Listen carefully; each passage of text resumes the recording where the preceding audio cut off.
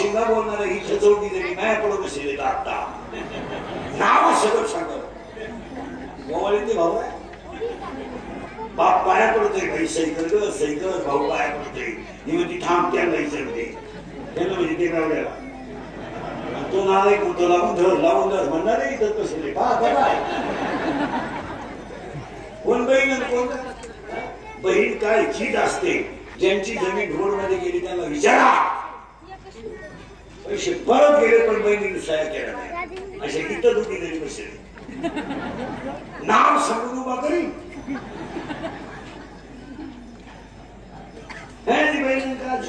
22 वर्षे बापाला पोरगी सांभाळली तर पोरगी नवऱ्याच्या घरी राहता रडत सुद्धा नाही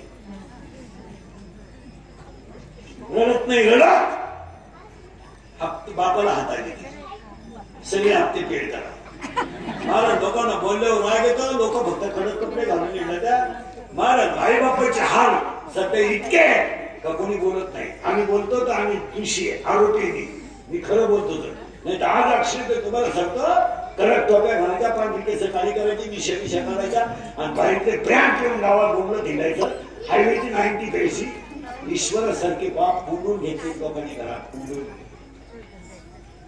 जर बापाची खोली जर उघडली ना पहिलं म्हटलं ए बापाची खोली जर उघडली तर भेटायला गेलेल्या पाहुण्याला उलटी होईल एवढ्या घाणी बाप नाही जाऊ दे ते पोरग पटकन ते मध्येच विषय बोलते ए झापट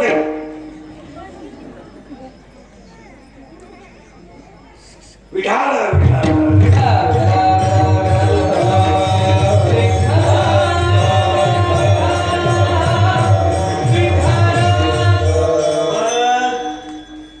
बापाचे हे आले ए नातीला पाहू दे आले तर आजीला शेतात काढून द्यावे कोण आहे माणसं मुलगी मला आहे मुलगी तुम्हाला आहे मुलगा मला आहे मुलगा तुम्हाला आहे कोणत्या बाईला माझ्या नातीचं वाईट व्हावं असं वाटेल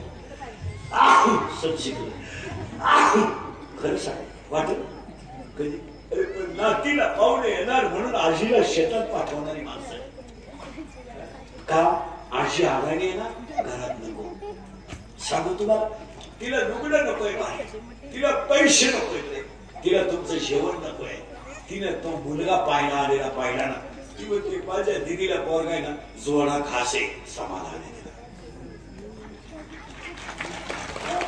आज समाधान आहे आज कीर्तनात बसलेल्या 25 महिला राशाने दिली इथं का स्वतःच्या नातवाला हात लावू शकत नाही काय आमच्या आईने पाप केले आम्हाला कळत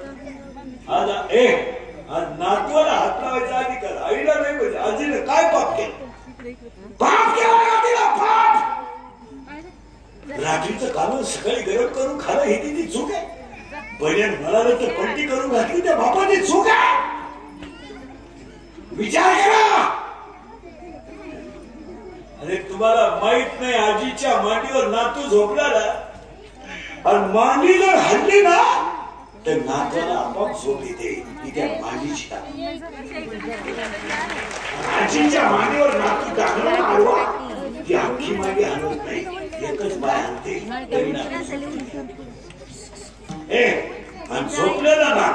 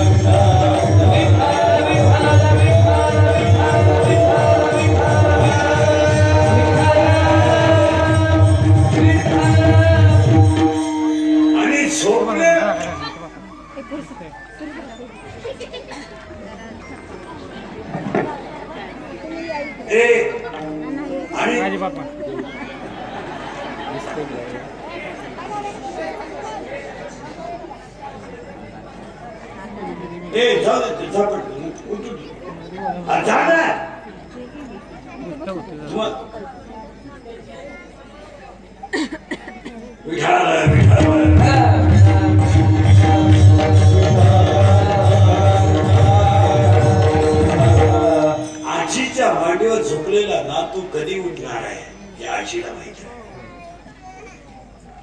उठल्या उठल्या त्याला काय लागतं हे आजीला माहिती आहे.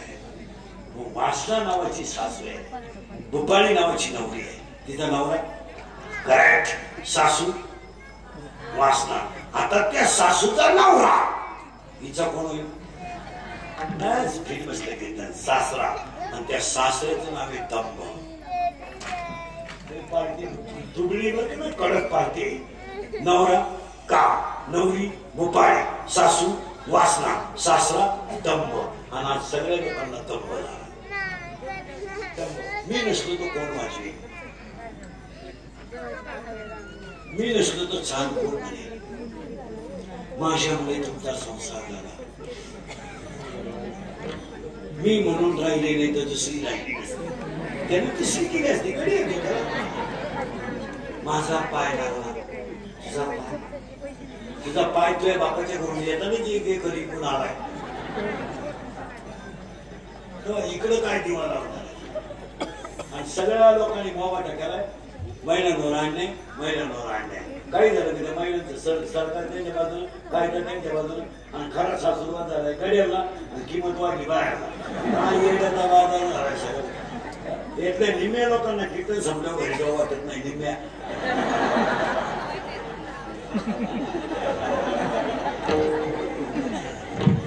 आणि यांनी काही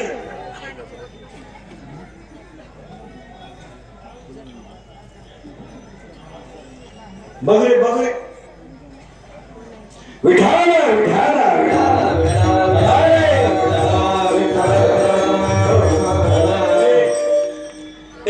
खरंय का खोटे? आता सासरू असाय गड्यांना आणि वजन आणतात बाया, आणि बायाने आता एक तरा गाऊ ठेवलाय तुमच्या माझ्या घरात. तेच काही झालं का मला राहायचं नाही, मला राहायचं नाही. माझी कॅपॅसिटी संपली, मला मोकळं करा. आणि पोरं तुम्हाला घ्या. आता पोरं घेऊन आणि काय डोंगराचा खेळ घालू का? करू का?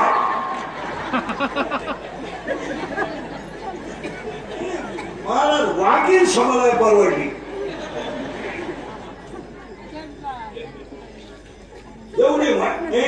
एवढे वाईट दिवस आले. महिलांना स्वातंत्र्य मिळाले, कायदा सगळं सगळं त्यांच्या बाजूला आहे. आणि त्यांनी एवढंच लावून धरायचं आमच्या वाढण्या. वाघ होता वाघ, बिबट्या झाला बिबट्या.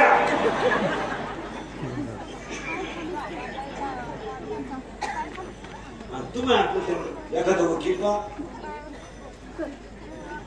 मला मोकळ करा. महिला म्हणजे तुम्हाला राग येतो. सासूरवाद हा शब्द सुद्धा राहिला नाही. काय सासूरवाद? आज ईश्वरासारख्या आईने एकूण एक मुलगा सोडून जगायचं कोणता नाही. काही बोलायची पद्धत राहिलं का? हे काही पद्धती राहिलं त्याला तीन रंगाचं लुगडं नेसली, रात्रीचं काढून सकाळी गरम केलं. काय आईचं पाप? आज जेवून जन्मदात एकूण एक पोरगा सुद्धा आईशी बोलत नाही मला, अशी परिस्थिती आहे. काय आईने आयुष्यात पाप केलं? रात्रीचं काढून सकाळी गरम केलं का? ही तिची चूक झाली. तिने बोलायचं महाराज. एका घरात म्हातारी आणि पोरं बाहेर राहतात महाराज. मध्ये भीत आहे. सासू त्या बाजूला आहे आणि सून अरे इकडल्या घरात पैसे नाही त्याने पैसे. अरे आग तुझ्या भजनाला पण शेजारच्या घरात आई राहते ना, ती आई छान भाकर चुरून खाते. पण रात्री जर नातू रडला तर आजीच उठून बसते. सगळ्या लोकांना एक वाक्य सांगतो, सगळा समाज बाहेरून सुधारलाय, आतून पुरा सगळाय समाज. फक्त लाईट आल्यात, कॉलेज आले, शाळा आल्यात, मोबाईल आले, लॅपटॉप आले, फेसबुक आले, येऊन आले, इंस्टाग्राम आले, लोकांना गाड्या आल्यात, सगळे झाले.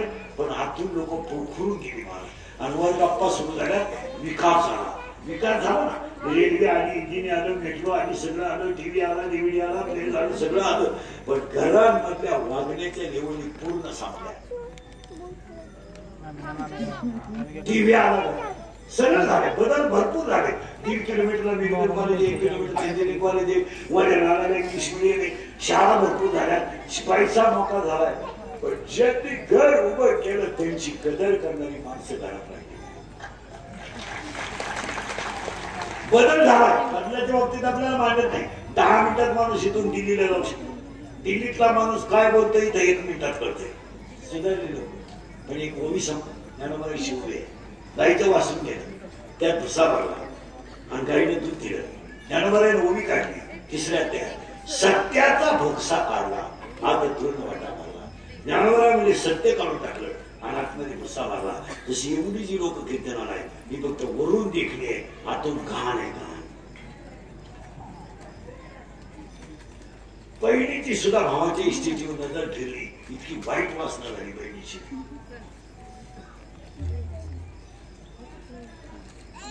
आणि हीच ओवी 16व्या देते. हीच ओवी 16व्या देते.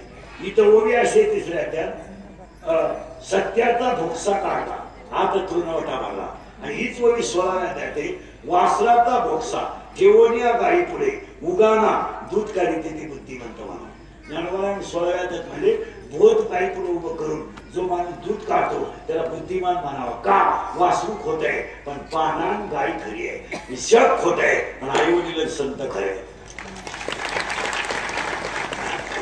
मित्र मित्र प्रियशी प्रियशी सगळी लबाडे पण आई वडील आई वडील आणि संत खरे.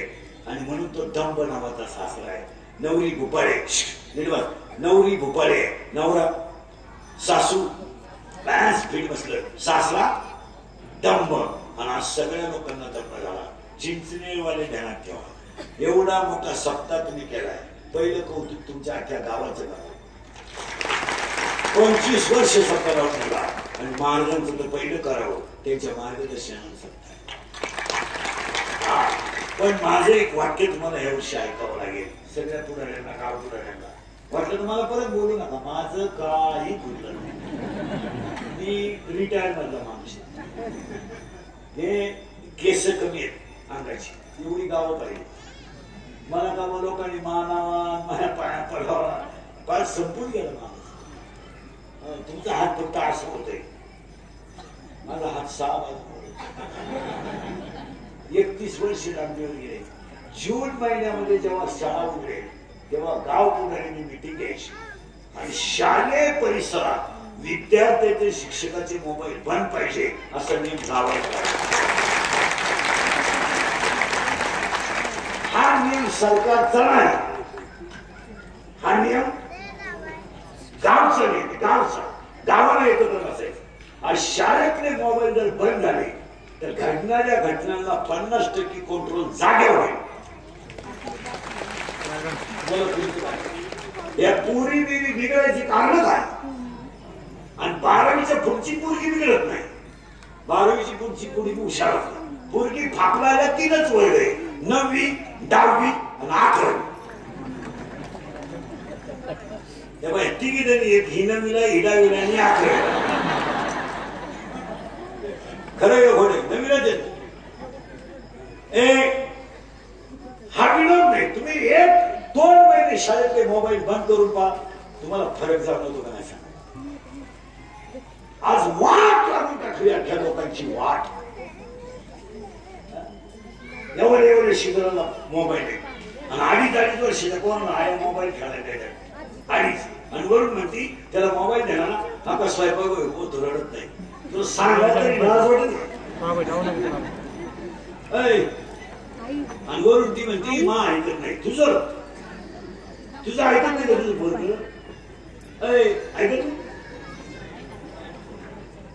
ऐकत नाही का? 2.5 वर्षाचं पोरगं ऐकत नाही का तुझं? हा 40 वर्षाचा काय शब्दाच्या पुढे नाही. चांगलं 2-4 खान पेटीत ठेवून काय करतो मग? आता जर डॉक्टर आणला ना, डॉक्टर महिला चेक केले ना, 20 बाया येडे निघतील. या मालिकांपाई, या टीव्हीच्या मालिकांनी फार बाया येड्या करून राहिल्या. त्याला 8वीचा पत्ता नाही. अगं बाई, मालिका काय म्हणते माहिती तुला? सर्व पात्र काल्पनिक आहे आणि खरं घडलं तर तो योगायोग आहे. आणि ही बावळाटवानी मालिका पाहते नवऱ्याची रीती खाऊ. कालच्या भागात त्या बाईला पहिला नवरा होता.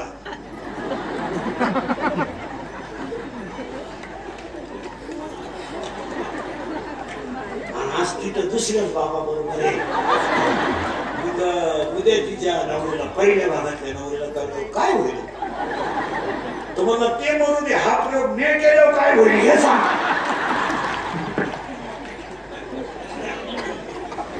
हा विरोध नाही, खरंय का खोटं?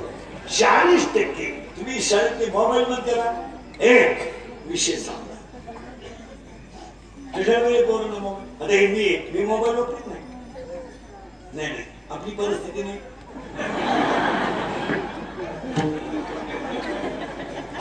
मी सगळ्या कीर्तनकारांना गरीब कीर्तनकार आहे. मी कधी भारी कपडे घालत नाही, काय तुम्ही कधी नाही ती काय गरजच काय. मी मोबाईल वापरत नाही.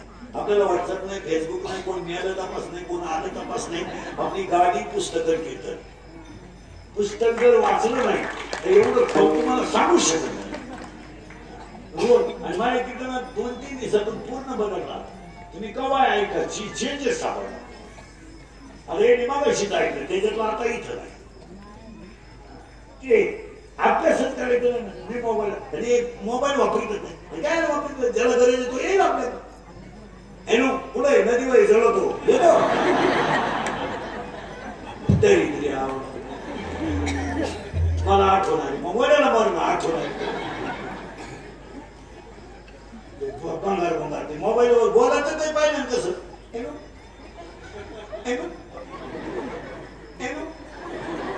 अरे बोलत नाही, बंद कर.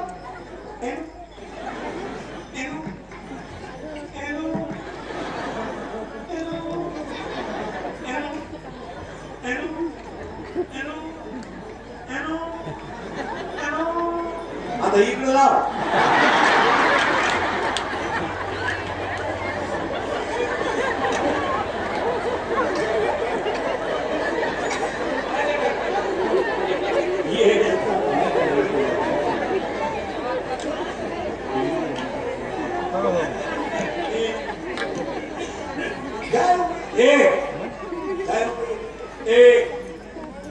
सासरा एक डब्बा. आणि हा जर चिंचनेरवाल्याने शाळेतले मोबाईल बंदचा निर्णय घेतला तर खरा सप्ताह सगळं. आणि चिंचनेरवाल्यांना सांगून ठेवतो, तुला वाटलं तर माझं मरेपर्यंत वोट पाहू नका, पण आपल्याला सत्य करायचे नाही, आपल्याला धर्म टिकवायचा आणि आपल्याला माणसं वाचवायची नाही, आपल्याला धर्म वाचवायचा. आणि आज संकट माणसावर नाही, आज संकट धर्मावर आहे. तुम्ही मी एकत्र राहिलो तरच धर्म वाचेल. संप्रदायातल्या एकाही माणसानं संप्रदायातल्या दुसऱ्या माणसाला नाव ठेवायचं नाही. गायकानं गायकाला नाव ठेवायचं नाही, पप्पाद्यानं नाव ठेवायचं नाही, बाबाला बाबाचं पुतळा करायचं नाही. आपण सगळे एका पांडुरंगाचे लेकर आहे. हा बाबाचा गुरु शिष्य भारी, त्या बाबाचा शिष्य भारी, त्या चुली कशी गप्पा आणायच्या.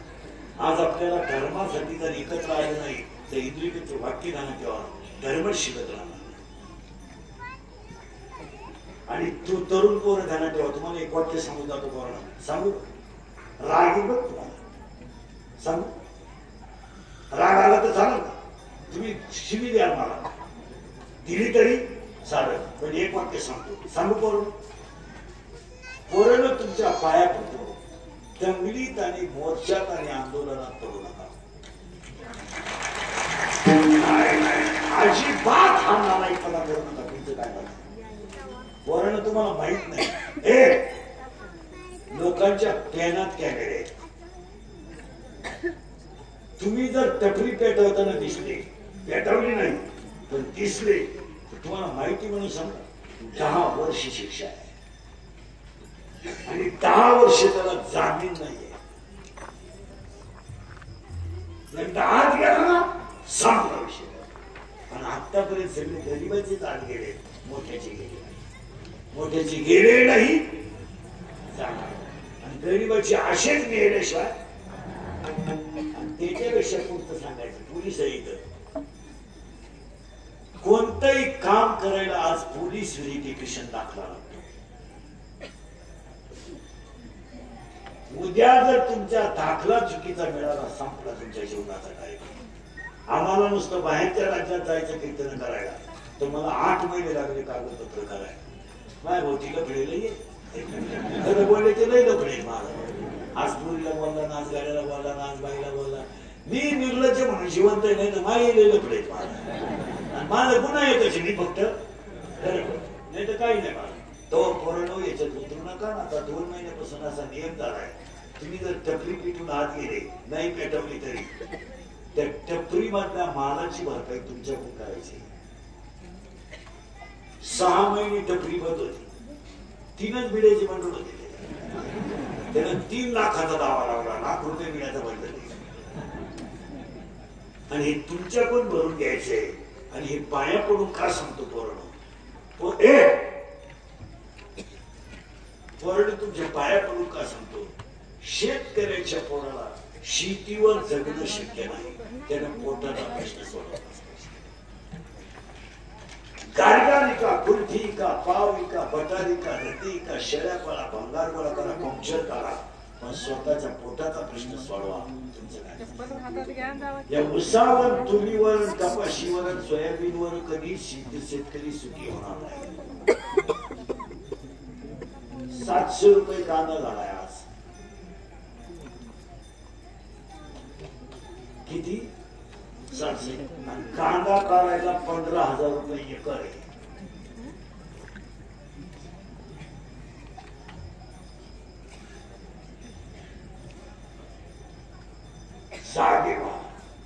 आणि एवढं जर केलं तरच चिंतनेचा सप्ताह सफल 40% शाळेतले पोरं मोबाईलने गेले 10% पोरं शेअर मार्केटने गेले भिकारी झाले लोक भिकारी तुमचं ऐकलं धोकं बंद होईल तुमचं सांगू टाकतो सांगू पडतो सांगू 100 पोरांमध्ये 93 पोरं दारू पितात 100 पोरांमध्ये 93 बोला तुमचं काय मत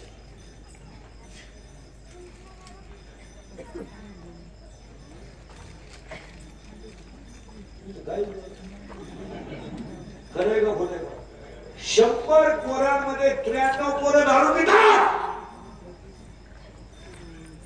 बाप जिवंत आहे मुलगा गेला मुलगा आम्ही बोललो का आमची क्लिप आम्ही बोललो का आमच्या बातम्या आम्ही बोललो का आमच्या उगोला ज्या बापाचा मुलगा गेला त्या बापाने आयुष्यात कमावलं काय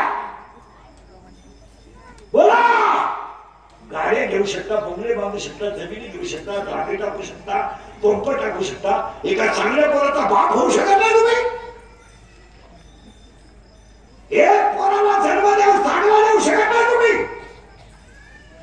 बाप जिवंत आहे मुलगा गेला मुलगा गेला प्रेताचा बाप रडतोय सगळा महिला मंडळ मला आईचा मुलगा गेल्यावर आईनं जगायचं कसं का जगायचं का मुलगा जिवंत नाही मुलगा गेला आई त्याच्या प्रेतावर डोकं ठेवून रडते रे डोकं ठेवून रडते काय पाप केला आई बापाने मला सांगा बापाची चूक काय या 4 वर्षात पहिला मंडळ एखादा माणूस तरुणपणात गेला आणि त्याचं प्रेत जर आंघोळीला बाहेर काढलं तर प्रेताजवळ लहान पोरं उड्या आणतात उड्या आणतात उड्या काय माहित त्याला माझा बाप केलाय काय माहित त्याला माझी आई विधवा झाली काय काय माहित त्यांना ते पोरग आईला विचारत आई माझ्या बाबाला लोक का गोळ घालतात आई सांग का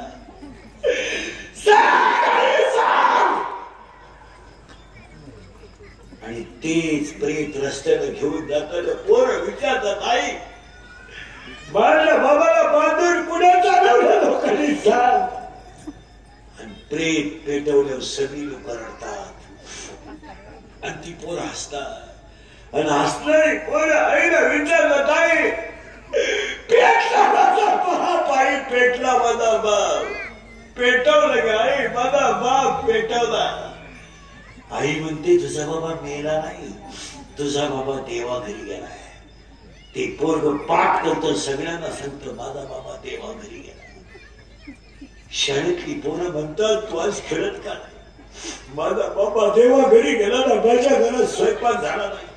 शहरातली पोरं म्हणतात तुझा बाबा देवा घरी नाही गेला रे, मेलाय तुझा बाबा, तुला बाबा नाहीये. ते पोरग घरी येतं आईला म्हणतं आई मेलाय माझा बाप, मेलाय. धाडकन आईला चक्कर येते. या 4 वर्षात तिसरीची पोरं बापाच्या दहाव्याला आहे. या 4 वर्षात स्तनातली दूध पिणारी पोरं बापाच्या दहाव्याला आहे. या 4 वर्षात पोटातली पोरं बापाच्या दहाव्याला आहे. आणि याला फक्त 3च कारण आहे. 1 दारू, 2 जुगार आणि 3 मोबाईलचा गैरवापर.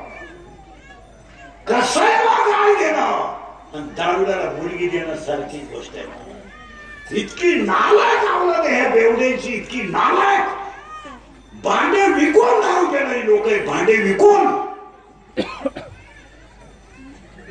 लुगडे विकले. हा नालायकाने बायकांचे लुगडे दळायला गेला, दळणच शिकलं. दळण सरकार कधीच दारू बंद करू शकत नाही. ते उलट दारूवर बोलणारा ठेवू शकतात. दारू बंदी सरकार करू शकत नाही. शिवूरची पोरं आई बाबाची दारुड्याची पोरं आहे. त्यांना परीक्षा संपून मामाच्या घरी जायला आनंद वाटला. मामीने काम सांगितलं चालेल, मामीने भांडे घासायला सांगितले ना तरी मला चालते. पण मी खचखचीतून माझ्या मामाच्या घरी निघाला अगदी भाकर तरी खाईल. मोठी बहीण मोठी बहीण आहे, लहान भाऊ आहे. मोठी बहीण 5 वर्षाची आहे आणि लहान भाऊ 5वीला. बहीण 5वीला आहे आणि भाऊ 3रीला आहे. सगळ्या महिला उत्तर द्या. शहरातून आहे बहीण गप्पा मारित येतात. त्या गप्पा कोणाच्या बहिणीच्या आणि काय सुंदर गप्पा असतात बहीण भावाच्या. वा वा वा, हे माझा अभ्यास करायचा आहे बाबा. सरांनी बाबा लई द्यायला सांगितलं मला. कोणाच्या गप्पा आहेत? बहीण आणि भाऊ. तुझी बहीण काय म्हणते नाही का, ए मला एक आकृती काढून ते शिक. घरी गेलो तो मला देईन भाऊ, पण माझा निबंध द्यावा लागेल. तू माझा निबंध रे, मी तुझी आकृती काढेन आणि झाली मारामारी. बरे बहिणीची मावशी मारामारी अशी असते 2 मिनिटात मारामारी. रात्री झोपताना आईचं तोंड माझ्याकडे पाहिजे, झाली मारामारी. माझा टावेल काढून घेतला, झाली मारामारी. बरं मारामारी अशी राहते त्याची पाठ हिचा बुक्का. त्यानं नुसते बुक्के खायचे, बुक्के. त्यानं रडायचं नाही. आणि त्यानं जर हिचे एखादी ठेवून दिली काही ना तर घर डोक्यावर द्यायचं आणि सांगत सगळ्या पोरी आता भावाची मारामारी झाली झाली. भाऊ शेवटी कटाळा मार खायला. भावाला आयडिया आहे केस धरायचे. खरंय का खोटे बाबा?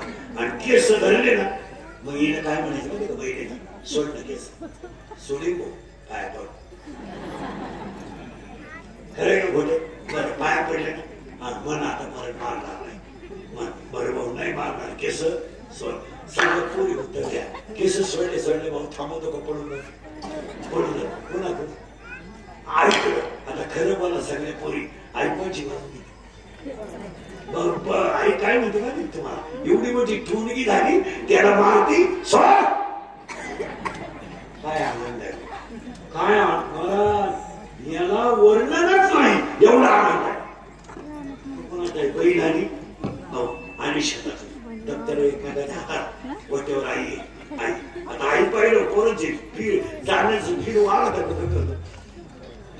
गेले. पहिल्याचा भाग वडला, टप्पन मुका घेतला. आई मला काय आज आम्ही काम करणार नाही का? आम्हाला द्यायला सांगितलं, अभ्यास सांगितला, मला उद्या करायचंय. काढा ना बाबा, बसा. 5वीची मुलगी काय म्हणते माहिती आई, आई अभ्यास करायचा आहे का बाबा? पण दुखला बाळा बसा. टोपलं घेतलं. टोपल्यात एक भाकर होती ज्वारीची, कालवणात चोरली